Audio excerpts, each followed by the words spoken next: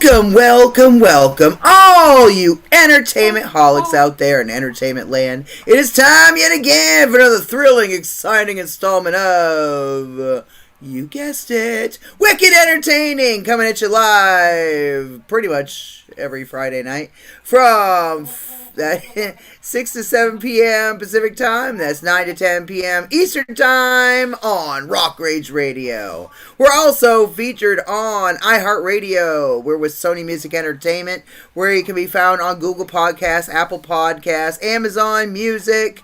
We're everywhere, including Spotify. So check us out, Wicked Entertaining. You can find us on our Get Real Global TV channel. On both, we're pretty much all everywhere, like YouTube, Twitch, Vimeo. You can find us on Facebook, Instagram, Twitter, X. Makes things of a porno. Anyway, X. You can find Wicked Entertaining anywhere podcasts can be listened to or watched, pretty much. Again, this is your hostess with the mostest, Jennifer DeVoe Muse, with Get Real Global TV, Get Real Global Radio, KGRL, and of course, iHeartRadio, Rock Rage Radio, and Sony Music Entertainment. We're here tonight with our featured guest. I'm very excited. It's G Larry Butler. He is an actor, writer, producer. This man does it all. He has been in pretty much every genre of movie, TV. He's done everything. Like, he's amazing. One of the nicest guys you'll ever meet, ever. I'm going to bring on our co-host, though. Booyah! Hey! It is the sultry songstress herself, Amy Bowman. How's it going? Hey, how's it going? Doing good. How you been? Not too bad. Lots of exciting things have happened over the last few weeks since we have last spoken. Whoa. We went to Boston on Saturday, May 18th, and we saw our good friends with the industrial rock band, Orgy! Wow! Oh, we got pictures taken with Carlton Boss. We got pictures taken with Jake Gordon, Erica Vincent, their official photographer.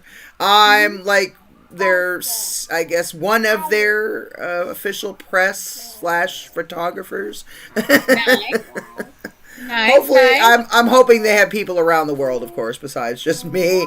I know they do. They're very popular people. Jay is just as tall as ever. I loved it when he was all like, you could see him like off stage, like jumping up and down, like trying to get himself hyped. You know what that feels like. Yeah, I do. You know what I mean?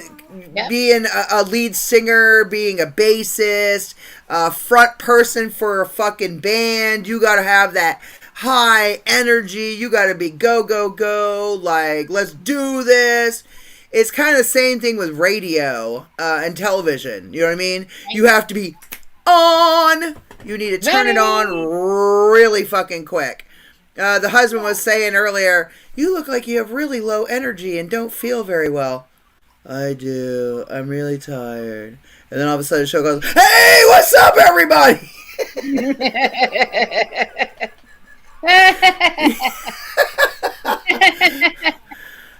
Jenny, the ever-present entertainer. I have to, man. I have to.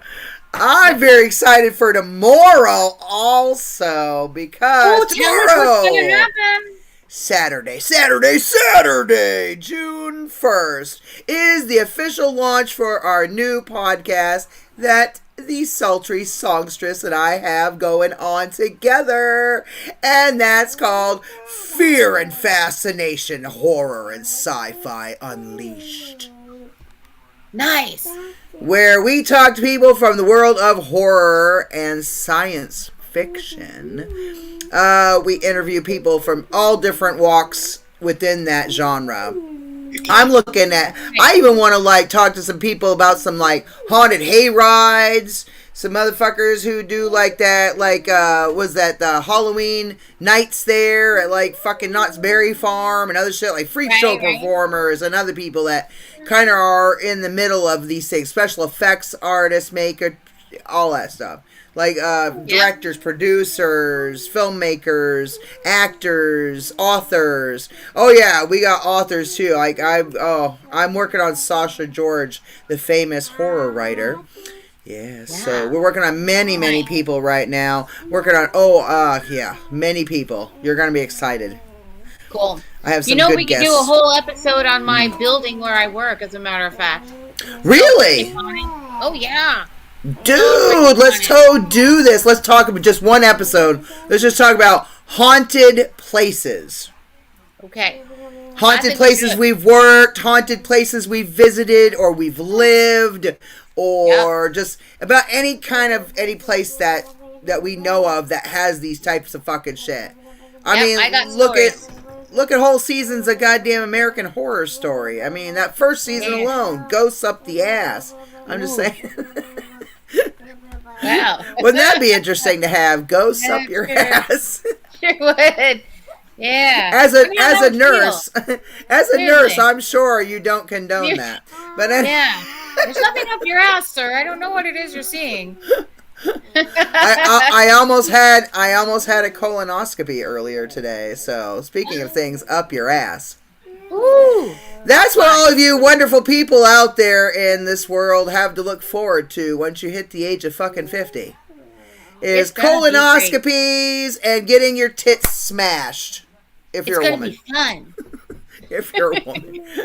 I mean, I'm not saying dudes can't get breast cancer too. I'm just saying typically it's a woman that gets mammograms. You know what I mean? Yeah. Anyway, so the doctor didn't give me enough instructions. I have to go back. Want to say hello to Dilly, who has posted a couple of times in our chat.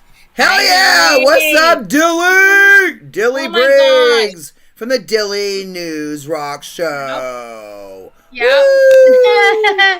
But stuff. Somebody said stop by and have a drink. Ooh, who said that? I want to go say hi. What's up?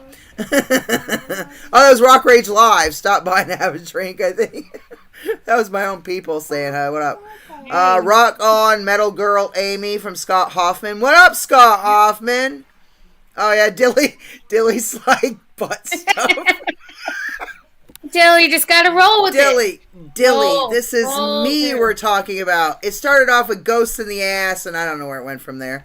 Anyway, let's bring on our featured guest today. Speaking of horror movies and sci-fi and all things that go bump in the night, we're going to bring on actor G Larry Butler. What's up? Hey. He's already regretting coming on this show. I mean, he's hearing us talking about all these fucked up things. He's like, I don't know. These people scare me. I had some technical difficulties. Yeah, I'm not the smartest person in the world with technology, so I had a tough time. You're good. My husband and I talked about this idea where I have a character I'm about to launch soon. Her name's Aunt Rose. I don't know, Amy, if you remember Aunt Rose. I had like a little character that I was doing. She's like my aunt, but she's not really my aunt. It's me doing a voice, but it kind of reminds me of like a lot of aunts that you might have had in life. Do you know what I mean? Like those older women that kind of like are a little goofy and she's a compulsive gambler.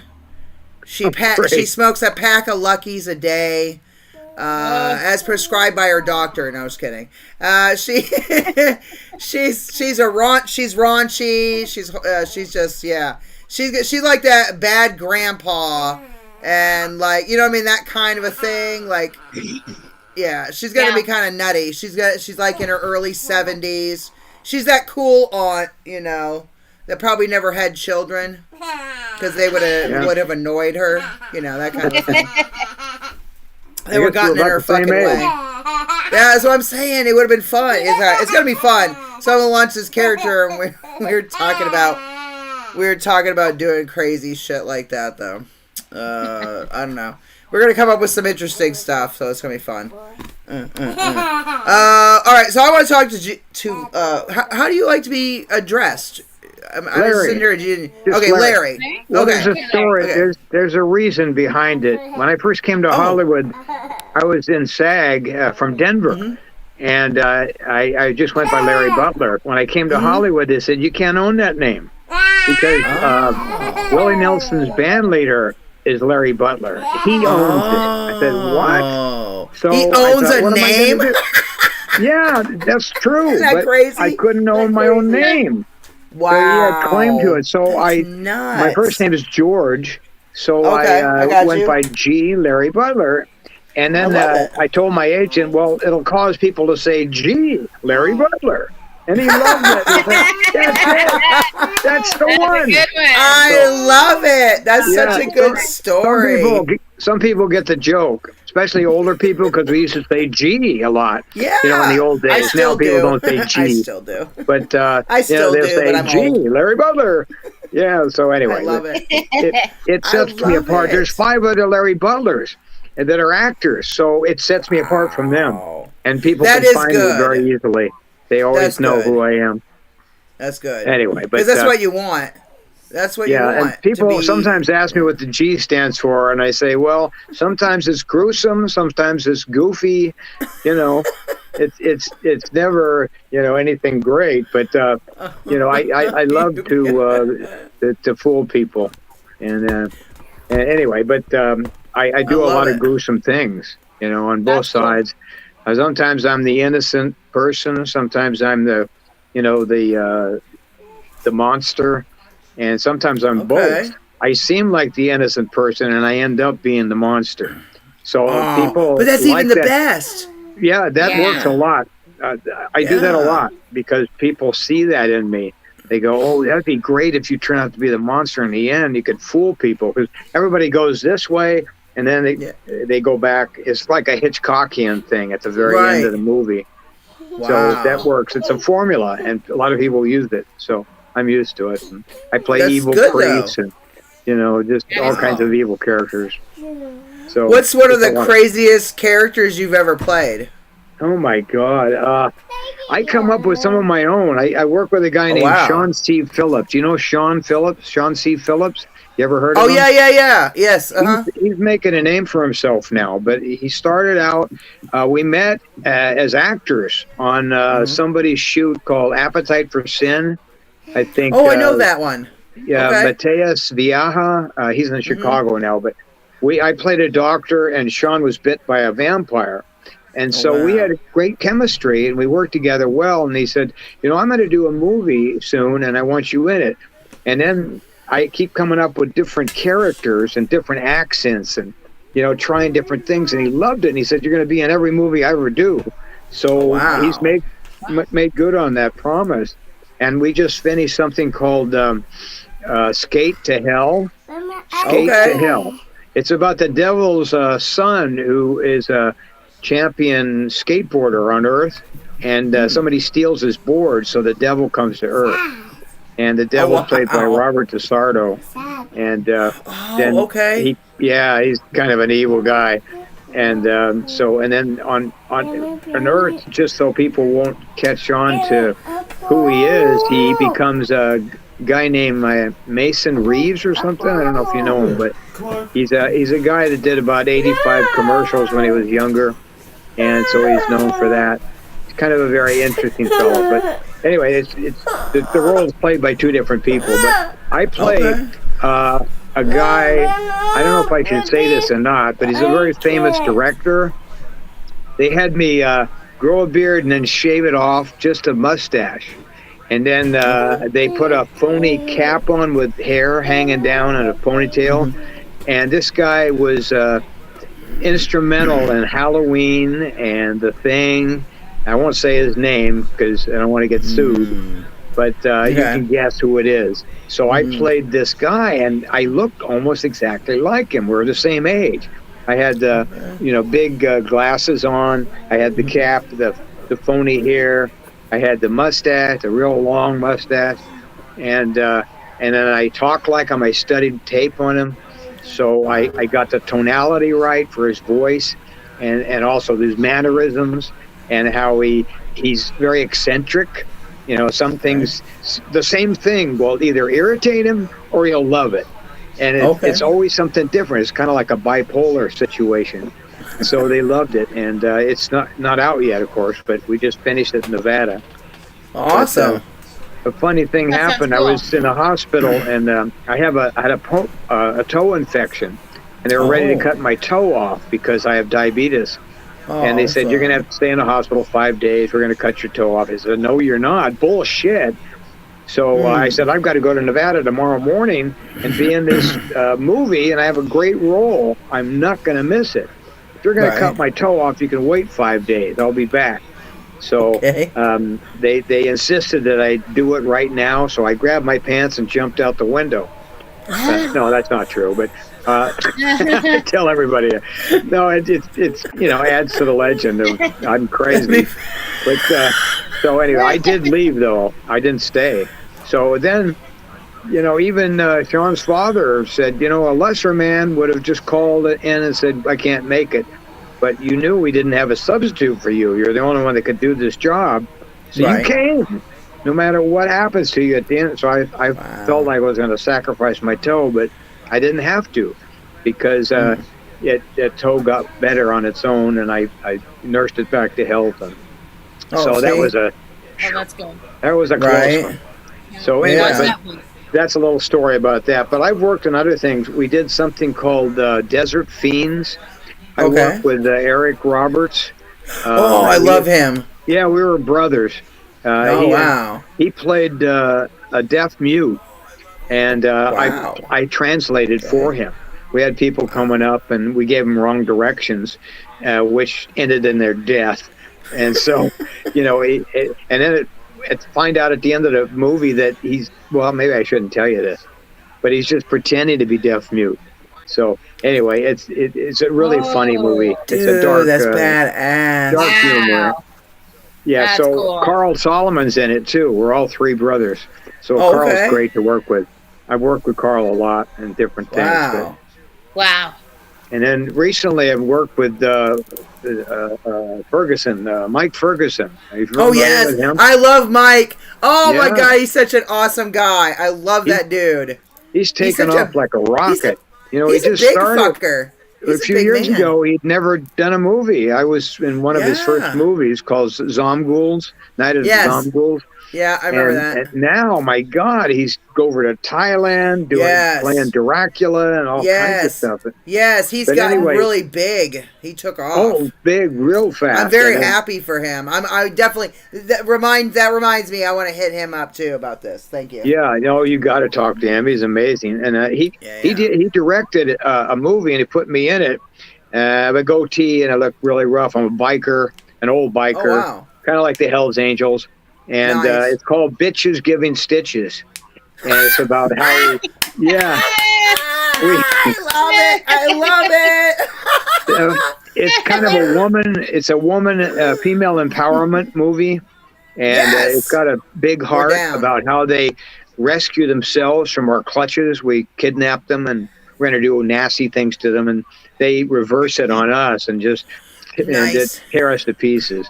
So it's a really intense movie, and it was great to work with him on that. And now, do you have a favorite character that you've played over the years? Something really stuck out at you? Well, a type, I play a priest a lot because I have a kind of a baby face and I'm kind of an innocent personality, and so they use me as a priest, and sometimes I play a evil priest. So, and I've played Exorcist. There's one, I didn't even tell you about this one. It's called Amityville Shark House. It's one of my favorite roles, right? I learned Latin for the part, and I was doing an exorcism. And it's still, I think Lionsgate's going to release it. And they bought it, but it's going to take a while to actually get it out there. So that's another one. I did... something else with him too. I did Pay to Die with Sean C. Phillips and Francisca. I forgot her last name now, but And then, of course, Joe Kelly I've worked with a lot. Yeah, oh yeah, Joe Kelly's such a nice with guy. Clown Motel. And Hell yeah, Clown Motel. Woo! I played the high priest, the ritual clown, and Nice. he got face paint on and a cowl I wear, and so now they want to do the third one. I was in 2, and now I'm going to be in 3. And then I also did something called Bleeding Dark up in Oregon. Oh, okay. With Joe, and also Compatible in Denver with Joe. Mm-hmm. And that's like a true story about dating. It's a kind of a warning about dating sites. They can go wrong. A lot of people pretend to be nice guys and they're really not. So he stars in it as well as directs it. And so he was amazing in it. So I play the father of the girl who's victimized by him. And I worked with Eileen Dietz from Exorcist. Oh yeah. That was a thrill. I've done a couple movies with her, and she's a lot of fun to work with. And then I've worked with the Mahal brothers too. We did one called Bikers versus Werewolves, and so I got to play. My very first movie I ever did in Denver. I got lucky. I got the co-starring role, and I acted with a guy named Michael Pare. He was just hot off the press. He was a young guy. He was in the mid '80s. And he'd done Streets of Fire, Eddie and the Cruisers, and and all the women loved him because he was a real handsome guy. But he was young then. And then 40 years later, guess who I'm acting with on the Bikers versus Werewolves? Michael Pare. Nice. Yeah, and so it was great to work with him again. And also, I did Clowney with Joe Kelly and his son. He's getting Gavin, his son, involved in the movies now. Oh, that's cool. So his name's Gavin Kelly. He's going into 6th grade. So he's a young guy. Okay. Great way to start. And then I did another one called Cursed Waters with the Mahals. It's a pirate movie, and I played the Navy because I'm retired Navy, so I was a Navy guy. But we were fighting the... It's kind of like the same formula that you see sometimes where 2 different opposing factions are totally against each other until they meet a third enemy, and then they unite and fight the third enemy. So that's what happened on this island. I won't tell you the rest of it, but there's some special kind of monster. And so it was Navy versus pirates, and then they worked together against the monster. And so that was a 2-week event. So I had to be there every day. What's the name of that one? That sounds good. So all these things are coming out. They're not out yet. They're not out quite yet. Yeah, Russell Emanuel. I work with Staycation. Oh yeah, I know Staycation. Right. Yeah. And I was with him on Occupants years ago. Nice. But anyway, that's just stuff that's coming out. But I mean, if you want to talk about stuff I've done. I didn't start doing horror for quite a while because nobody saw me as that. I was heavy and, and I was probably funny looking. So everybody had me do comedy. So I did, comedy, and now I do comedy horror. So, and as well as horror, straight horror. I prefer, straight horror. I like to scare people, as most of us do. But I'm going to go to Grand Junction, Colorado in August and do something called Shadows of the Night. And I play this I saw the thing for that. Doctor, So I'm going to be doing that. And then I worked with Jonathan Moody back in Virginia. I played the governor of Virginia. So I can play straight role too. I love, I love challenging myself. But I played this real kind of a grumpy governor type thing, and we even did a TikTok where I just made it all up. It was like on the cuff, and we just it was pretty popular. I just made it all up out of my head. But I love challenging myself and doing different characters and different accents, and that's good. Anyway, it's a. Do you have any questions for me, or what's one of your favorite accents you've ever done? Well, the one I can't even reproduce it now. I don't know how I did it, but I challenged myself the most I've ever done. I did a Scottish accent. If you can realize how hard that is, almost impossible to do. because I can do the Irish, and then because my people are from Kilkenny and Ireland, and I can do that. But the Scottish, it's deeper down in the throat. It's a more of a burr, and it's almost impossible to do. But it was a lot of fun doing it. And I made up this stuff where Carl and I started singing this song from the 60s. I don't remember what it was now, but I came up with the lyrics and we practiced it a little bit, and then we started, and we're drinking in a pub, and it surprised Sean so much. He said, "Oh my God, I mean, you can do your own character, whatever you want to do in any film I produce." So that was really a compliment. That's so awesome. I love just a lot of directors want you to do just what they want to do, which is fine. I mean, they're the boss, so if they say do it this way, but I always have suggestions, but I don't argue, because they're the boss. So, but if they allow me to do it, I bring a lot to the party. I really enjoy, making the character bigger than it actually is. Right. And, I did something years ago called Beetleborgs Metallics. Okay. And when I auditioned for the role, I was so over the top. I was chewing the scenery. And the producer said sarcastically, "Okay, Larry, could you bump it up a couple notches?" In other words, I was way big. But that's what they wanted. So they hired me on the spot. And nice. And the first time I ever did a movie in Hollywood, I came up with something. It was called Double the Avenger, which is a spoof on Women's Club. Not Women's Club. That was a thing I did in Denver with Maud Adams and Michael Prey. But this one was called Double the Avenger. And you can catch it. It's free on YouTube on the William Winkler channel. Double the Avenger. So it's a spoof on. I don't think you can make it today because everybody come out against it, but it's still out there. It's free on YouTube. Just go to the William Winkler channel, and I played Al Purplewood, and Purplewood is a euphemism for what. So anyway, there was a thing. We used to get something called Backstage West, and it said this no pay, which almost stopped me. And now I'll do stuff for free, and I don't care. But back then, everybody, wanted a little money. So I thought, I don't want to do it. And then he said, and then in the paper it said, if you are a Jackie Gleason look-alike, sound-alike, act-alike, we want to see you. And I thought, oh my God, I love Jackie Gleason. And so I used to imitate him in some of my movies. So I went over there and I think, I don't have a chance in hell because everybody in Hollywood is out after this role. So I'm going to go over there and see how well I do. And I dressed in purple, of course, because Al Purplewood. And so I went in there and I thought, what's the best way to get this guy's attention? This worked for me in a commercial in Denver. I got a Ford National. I had to throw in my script up in the air. And so I did the same thing with the director, William Winkler. And he started, and then I knew it by heart, the script, so I just did it without the pages. And he started laughing so hard, he was in a folding chair, and he fell over in his chair, laying flat on his back. I went over to pick him up, and he said, "You're the funniest son of a bitch I ever met in my life. I got 2 guys coming for callbacks tomorrow, but fuck them. You got the job."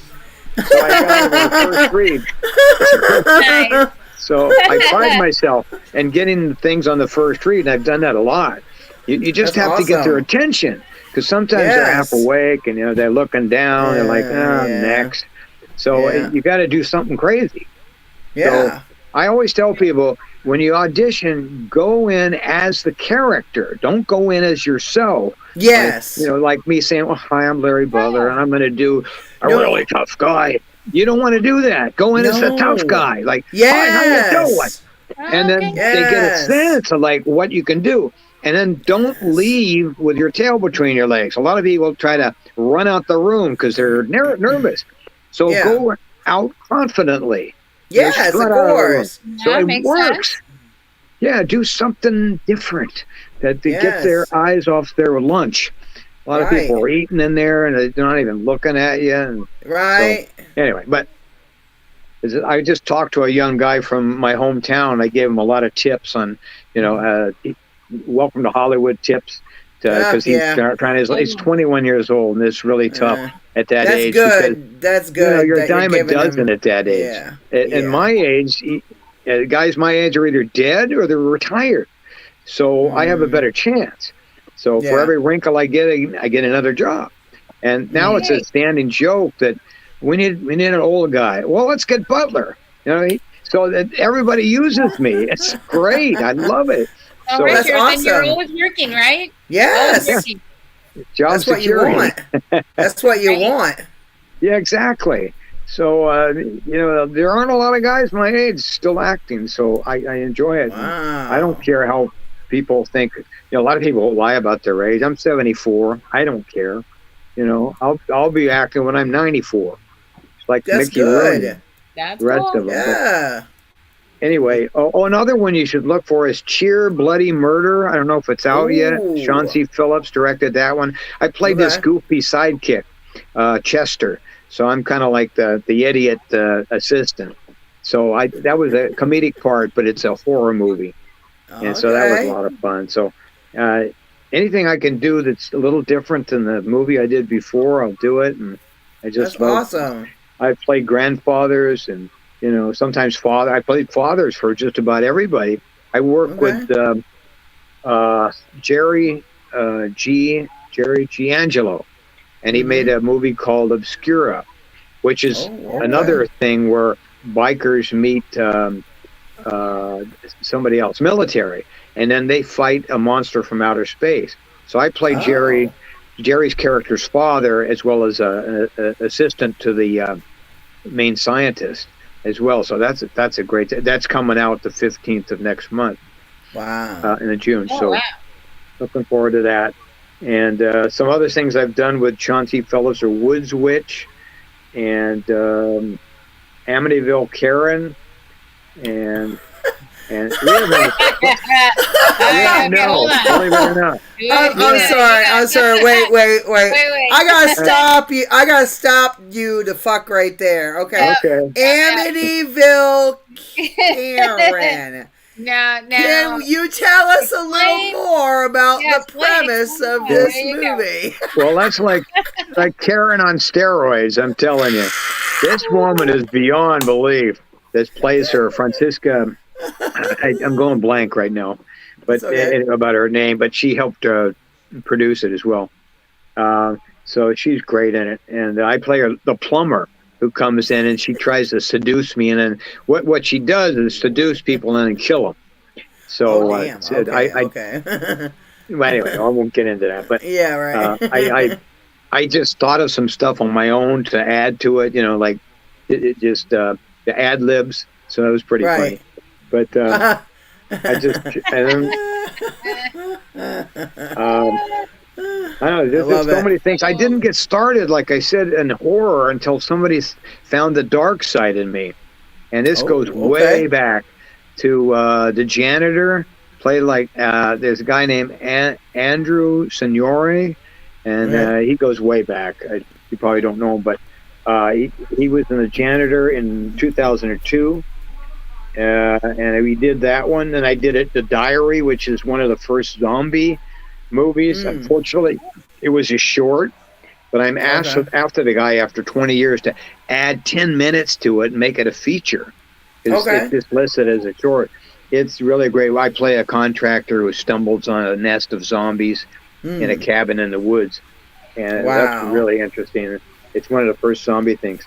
And then after that, I was in something called Downsized, and I play somebody who's fired from his job. And all my, I was middle management, so anybody under me was laughing at me. So I kill them all with an axe. And that's a short, but I mean, that's like a real life, horror movie. But it was, it was done well. And we wanted to make a feature, but the director wanted to go, if you're familiar with budgetary concerns, he wanted the whole thing, it was like a studio film.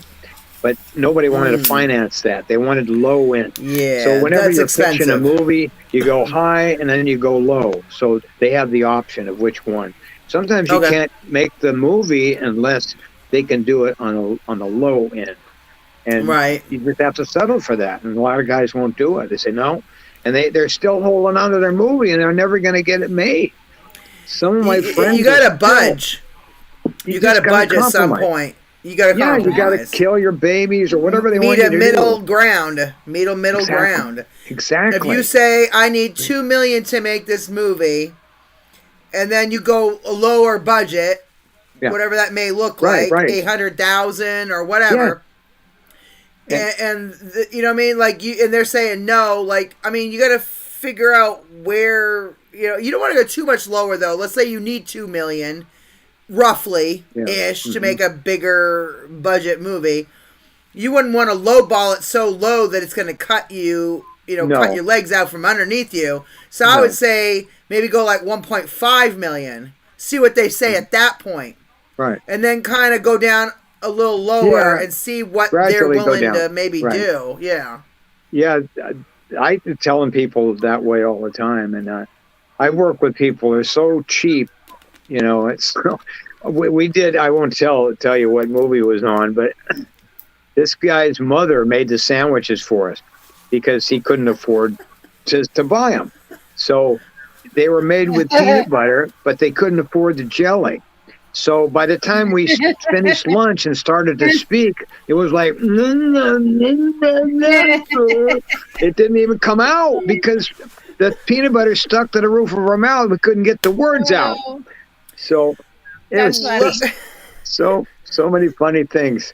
Look here, motherfuckers. You too can go to the 99-cent store. Oh, wait, you can't anymore. They're about to close down. You can go to a Dollar Tree near you and get you some PB&J, motherfuckers, and a loaf of bread. Look, there's ways you can do shit on a budget if you know what you're doing. I am the budget queen.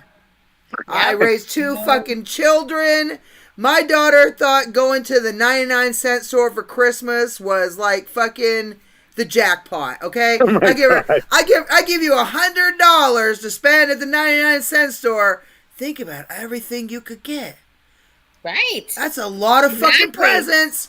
That's more than just like 4 or 5 fucking things. That's a shitload of things. You know, I'm just saying, like, you guys, you just got to know how to do things in life on a certain level. You can't be just like, oh, yeah, I'm going to buy everything expensive. No, I'm that bitch who goes on Amazon and I will find everything at like the best price. And I will research and hunt until I find the best price. So I get way more shit than most people do for the same price. Yeah. You know what the best thing to feed an actor? Protein. I tell them all the time. Yes, I learned protein. That I used to do stage before I became, a movie actor. Oh, okay. And that was a secret. People would put nuts in their pocket before they went on. They'd take a few, and if they had problems with their memory, that will counteract the adrenaline, which robs you of your memory. Because people get nervous. Right, it's great. I tell these young directors all the time. I don't know if they ever listen to me or not, because a lot of these sets on the craft services, they just have chips and all this crap that have no protein at all in them. Yes. And I said, and I also told them, if your actor isn't performing up to expectations, don't scream at them. Feed them protein. You'll be amazed. It's like that. It works. So because all that other food makes you sluggish. Yeah, I take jerky with me. I take jerky. I take nuts. I take peanut butter. Whatever has protein in it. Eggs, boiled eggs, whatever you want. But it is amazing what it does, and it counteracts the other. Yeah. So anyway, you have a lot of great advice. You really do. Well, maybe too much, but you'd be like the perfect person to make movies with. I'm just saying. Yeah, I see why you get hired all the time. I've been an actor 40 years this year, so I've been there. And I started late. I was 35, and they asked me, "Where the hell you been?" A lot of people have. Look at Morgan Freeman. Look at who else? That's right. He was older. There's a bunch of them that all.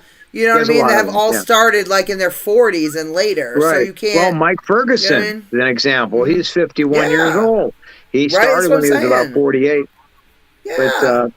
that It's guy's a rocket. never too late, man. It's never too late. You know what I'm Exactly. saying? There's a lot of people, you got a lot of people that have done that. They say, Yeah, oh, is it Samuel L. Jackson? That was the other one. He didn't start till his 40s. that's You know what I mean? right. Yeah, And he same kicked with his drug Morgan habit. Yeah, Freeman. And look how huge they both became. Right. right.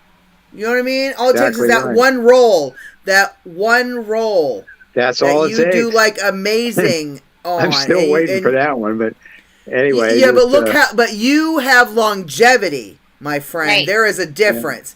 How many motherfuckers yeah. can say, okay, they started some big movies in the 80s or whatever, and now they haven't worked in 20 years, or they're getting tiny, tiny little roles if they're lucky. Most people do not have longevity in the craft. They don't Right. have, a bunch of movies and consistently getting booked. You're getting consistently booked. Not Right. everybody has that. And that is yours. That's a big skill. Not everybody has that. Yeah. Well, they know I do give 100% every time. Yeah, And I use exactly. real emotion, which scares a lot of other actors in the scene with No, me. but that's And what you want. That's yeah, what you want. That's how Tom Cruise is Tom Cruise. That's how, Johnny Depp. That's all these people. If they didn't have that passion, like Johnny Depp literally becomes the other person. He becomes Jack Sparrow. He yeah, becomes Willy Wonka. yeah, He becomes these fucking people. right. He was goddamn Edward Scissorhands. I mean, think about this. All these people, even Tom Cruise, he's not like a character actor per se, but he's very passionate at everything he does, and you can feel it coming through the screen. Right. Not every actor is natural like that.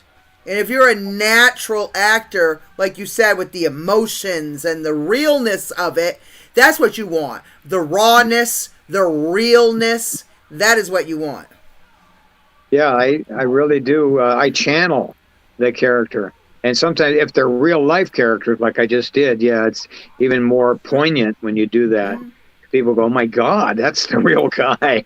Yes. That's the best compliment I can get. And But people we think, as the viewer, oh my God, we as the viewer sitting at home watching it, I yeah, can feel it coming through the television, you know what I mean? Or the movie screen or whatever. Like, right, you right. can tell when someone loves what they do and has become the character.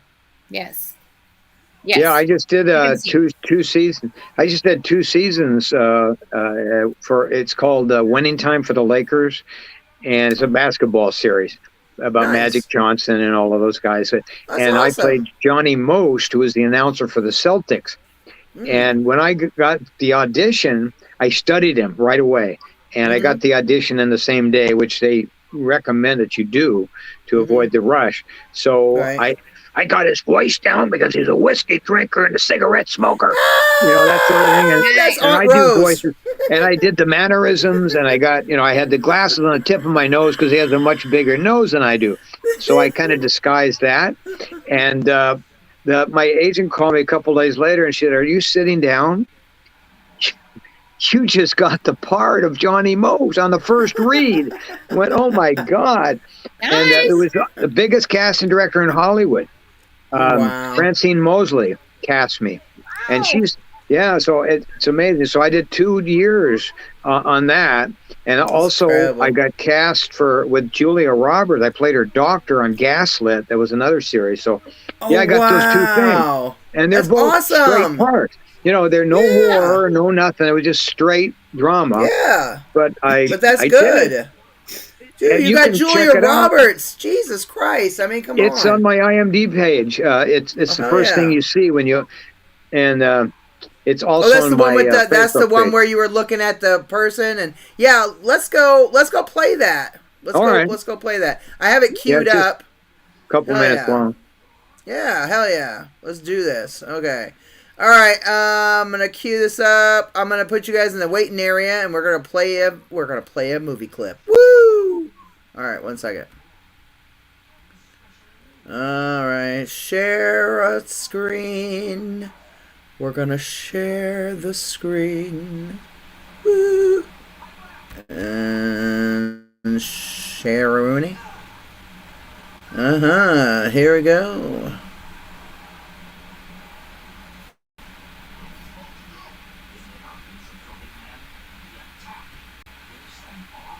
I know all about your situation. It's nothing to be embarrassed about. A lot of women your age suffer from paranoid episodes. No, you don't understand. I'm being held against my will. They've cut the cord on my phone. Maybe a little time away from your telephone would do you good, Mrs. Mitchell. Maybe that's just what you need right now.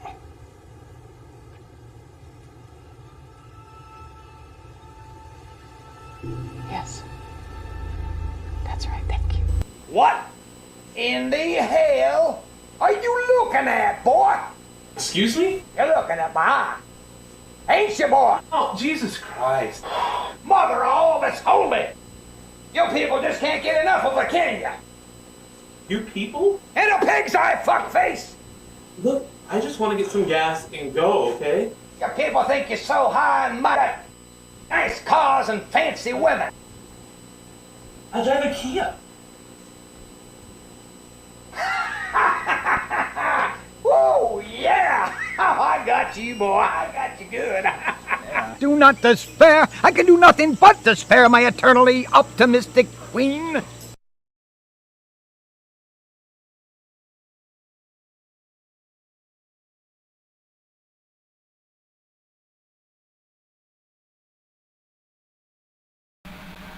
That was awesome. Oh my god, that was so awesome. That was really good. Oh, I love that. Oh man, Julia Roberts, you were so awesome in that. That was great. I can die now. Yeah. So I told everybody, yeah, I can die now. I did it. That was a miracle. And then I worked with her brother.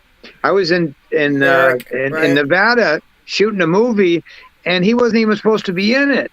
And then they said he stopped by and he wanted to work with me because I work with his sister. It's crazy. That's amazing. All right, okay, I'll do it. Yeah. Now I got to work with Emma. Well, that's awesome. All right. So how I met Larry was on the red carpet at a James Balsamo movie premiere that we did at the Man's Chinese, TCL Chinese Theaters now is what they call them. That was for Raven Van Slender. Yes. When you the first movie when they did that one. Yes. That was like November of like Jesus, what was that? November of 2020? Yeah, probably, yeah. Somewhere around there. Alien, what was it called? Alien Alien Danger with Raven Van Slender. Alien Danger. Yes. We that did was one a great. and two, that was yeah. funny. Yeah, that's how I met you and Al Burke and a bunch of people down there. I knew Ozzy already. Who was the star of that? His name is Bill Victor. Bill Victor Arucon.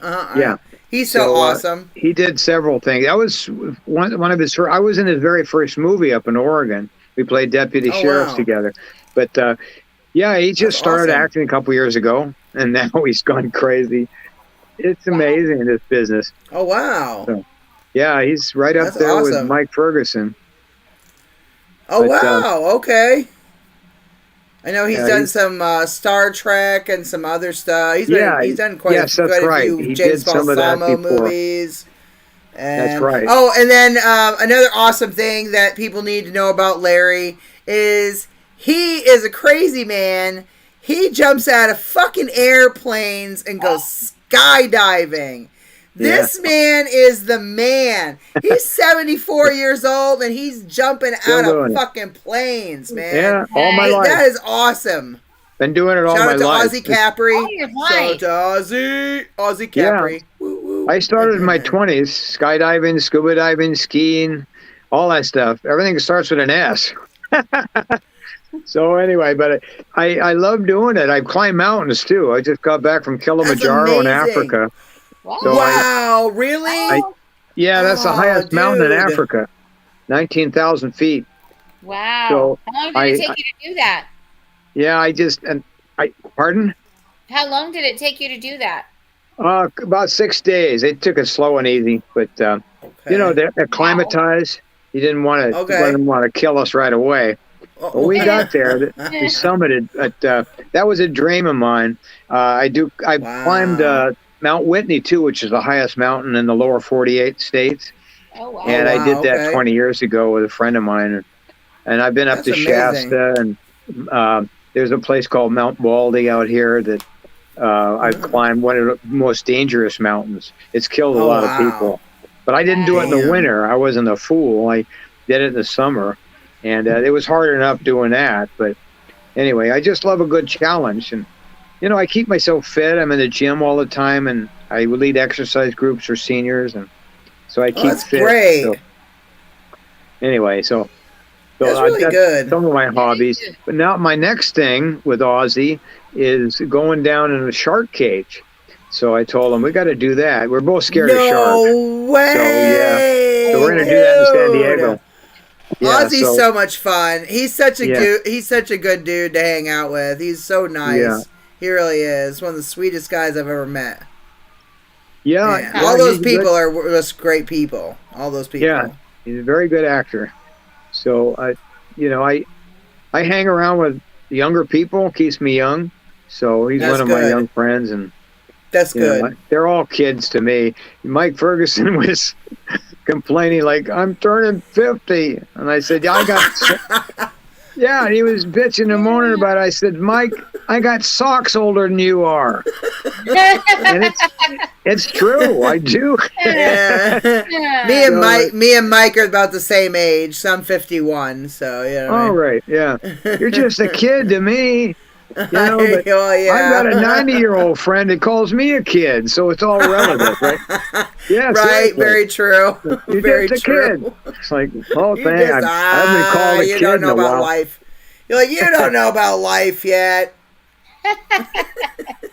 Yeah, well, I mean, it's just fun to tease people that, you know, think, oh my God, I'm 50. It's like, if I could be 50 again, I'd take it in a second. So, yeah. You know, I only got, 20 more years in me. Hopefully. But, you know, Mickey Rooney, Eli Wallach, Ernest Borgnine, Dick Van Dyke were all 95. Dick's still doing it. Yeah. But the other guys passed on. But, you know, Eli Wallach was amazing at ad-lib. The last movie he ever did, they tied him to the chair so he didn't fall out. And he was 95 years old. And he did something crazy, some ad-lib. And the room was full of A-listers, and he trumped them all. It was amazing. So I thought, I want to do that too. You know, keep going. Don't stop. Yeah. Like Clint Eastwood said. Clint Eastwood's another one. He said, don't let the old man in. So, you know, don't let him in. Just have young friends. Same with Betty White. Same with Betty White. She was acting right up till she died, and she died like 2.5 weeks before her 100th birthday. And she was still fucking going. Yeah. That bitch, she kept going right till she was like, she just kept going. Yeah. She was going to have her 100th birthday party on television. And there was going to be a shitload of celebrities. And it was a huge fucking thing that they were going to do. And then she passes away like New Year's Eve or whatever. And her party was on January 17th. So it was that's fucking sucked. But I mean. She died of stage fright. No, I'm joking. But I mean, maybe she was embarrassed. Bob Hope's another one that lived to be 100. Not Bob Hope. I mean, he made it to 100, but George Burns. George Burns? Oh, yeah. He was supposed to play the Palladium in London. He passed away just about a month or two shy of 100. So that's what I'm saying. If you love what you do and it makes you happy, that's what's going to give you longevity of life. Is happiness. Do things that make you happy. Exactly. It's when people stop doing stuff. Yes. That they like. It's like, okay, now I'm just gonna sit down and die. Like, no, man. Keep fucking active. Keep doing stuff. Keep doing what you love. You know, and go. Go on nature walks. Be in a movie. Do whatever you want to do. It's never too late. That's right. Yeah, get out there. I don't have time to die, really. So I I look at it this way: you don't get old because you. No, I'm sorry. You got it backwards. You don't stop doing things because you get old. You get old because you stop doing things. Amen. So that's the secret. Yeah, Don't exactly. stop. Amen, my friend. Yeah. Get off Amen. the sofa. Yeah, you got to get out there and do the stuff you love. Man, I got my sax out after 50 years and started playing it. People were making fun of me, and I said, I'm not trying to show off. I'm trying to say, get the stuff you used to do out of the closet and do it again. Amen. You don't just leave it in there great. collected. Yeah, you got to do what you love to do. You got to be passionate about things. You're only as old as you feel. You're only as old as you feel. Like, I still feel inside like I'm 18, 19, 20 years old. Yeah. Maybe on the outside I feel broke the fuck down, but on the inside that's why people love being around me. That's why, because I'm passionate, I have a lot of energy, I'm funny, I'm like, you know what I mean? Like, you gotta you gotta stay like being like a big kid. Like, I still get in mosh pits with my husband. Do you know what I mean? Like, you just don't just stop doing what you love because you get older. You know what I mean? Just keep going. Like, I don't know. I just, I'm like, I'm not going to stop until, like, I'm still want to do the stand-up comedy. I still want to, like, there's so many things I want to still do that I'm just going to keep reaching for it. Yeah, you can rest when you're dead. That's what I always say. I'll get all the sleep I need when I'm dead. That's right. That's right. God. Yeah, that's all right. Exactly right. Well, I want to thank you so much for being on the show today. You've just been such a great guest. It was just amazing. Yes, I loved hearing all your stories. Were just fucking awesome, dude. I was so captivated the whole time. I was just like, I'm like riveted, going, tell me more. Tell me more. I want to know. I got plenty more. Just fucking awesome. Well, you know what you can do? You can tell us more on Saturday, June 8th, when he is our guest on Fear and Fascination, Horror and Sci-Fi Unleashed, where we talk about his worlds of horror and sci-fi. And we know he's got a lot of stories. Yeah, for every movie. For every movie I've made, I got a story. And we're gonna play a lot of trailers. So send me some specific movies, and I want to pull up trailers so I can because I want to showcase the horror and the sci-fi. Like, I want to show all these things. And dude, like, you're just like a really great guest, and I want to be you. I want to fucking be you in like 20 years. I want to be like climbing fucking Kilimanjaro. I want to be jumping out of airplanes. I want to be living an exciting life and traveling the world and doing awesome things. Considering the Shark Tank. That's what I want. Yeah. Well, okay. I'm not doing that. I have a fear of water, so we're not doing that one. But you can, Amy. Well, I'll sit there and watch you, sis, as you go down. Well, you know what I mean? I'll support. I will support. You know what I mean? We're going to do some paragliding, too. You know, like a combination parachute and hang glider. Fuck That's a lot of fun. Yeah, that looks like a lot of fun. Hell yeah. And have you ever been up in a balloon, a hot air balloon? No, but I would like to do that someday, too. Hell yeah. Ozzy and I are going to jump out of it and skydive out of a balloon. I've never done that, so I want to do that. Yes! You guys are the fucking best. I'm just saying. All right. Anyway.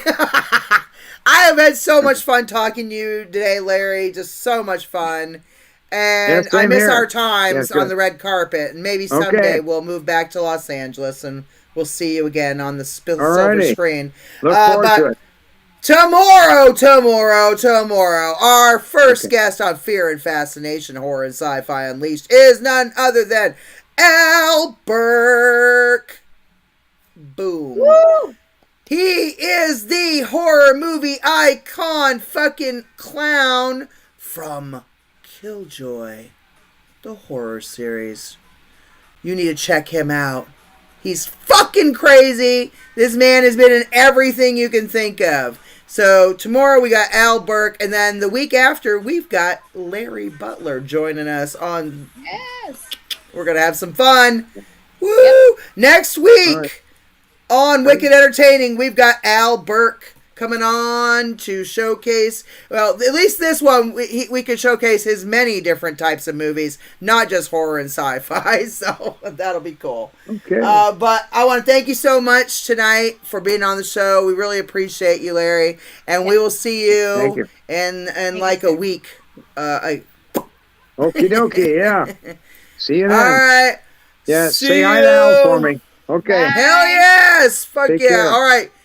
This has been your hostess with the mostest, Jennifer DeVoe Muse, the sultry songstress Amy Bowman, and Larry Butler, G Larry Butler, actor extraordinaire, right here on Wicked Entertaining. We'll be back next Friday with Al Burke. Have a great night. Stay safe. Get drunk and fuck like rabbits. Anyway, have a good one. Bye. Bye. Ciao for now. Ciao.